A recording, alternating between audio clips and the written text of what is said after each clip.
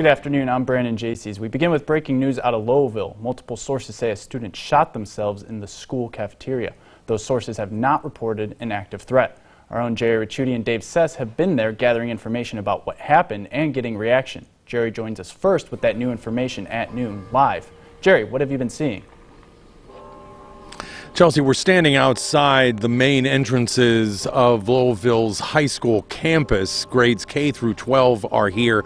Around 9:30 this morning, there was a sudden call for police from around the area for what was first termed shots fired inside the school. We've heard anecdotally a 7th grader who had a gun fired a couple rounds. He was injured in all of this. That then prompted a lockdown of the school.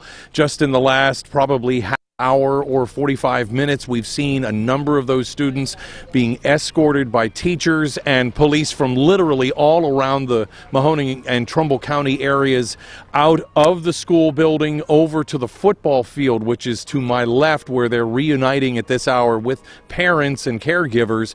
We've seen a number of kids and parents hugging, kids coming out of the schools holding hands with each other as they come out.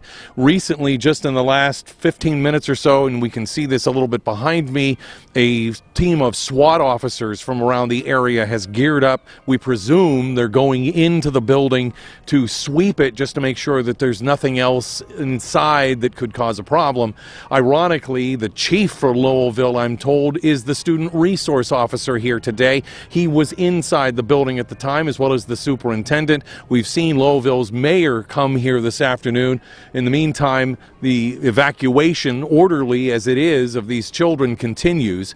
We'll have much more coming up. For now, live in Lowellville, Jerry Ricciuti, WKBN 27 First News at noon. All right, thank you, Jerry. Dave Sess has also been there and joined us now from the football field that you heard Jerry mention. Dave, what have you been seeing? Well, Brandon, we just got a release from the school district which said, the most important sentence said, that all students are safe. Again, repeating that statement from the Lowellville schools, all students are safe. What we're seeing now here at the football field is those students being released or coming out of the school first. We've seen roughly 10 groups. Here comes the latest one. This will probably be some of the middle elementary school students. They look like anywhere from 3rd up to about 6th grade. The younger students were holding hands as they came out. These students are not doing that, but they are being released. What they do is they come down here to the entrance of the football field where they meet their parents. I can tell you there's a high level of concern among all the parents who are here on the football field, a little bit of angst as well as they wait to see their children. Most of them have been on cell phones, either with other loved ones throughout the area.